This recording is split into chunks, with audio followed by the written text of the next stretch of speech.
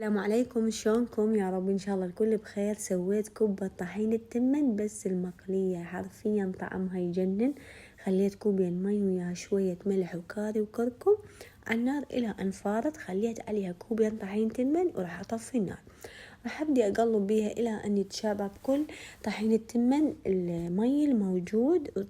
طبعا اذا زعجكم انه كلش حار تقدرون تعرفوه يدفى، يلا تبدون تعجنون بيها. على جهة اني سالقة بوتيتايتين.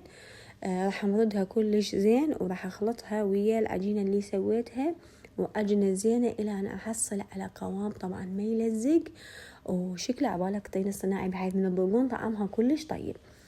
الكل كوب طحين تمن استخدمت بوتيتاية حجمها وسط. طبعا تنقلي بزيت حامي على درجة حرارة شبه عالية، وتقدرون تفرزنوها يعني كلش عادي. وبس اتمنى عجبتكم وطبقوا.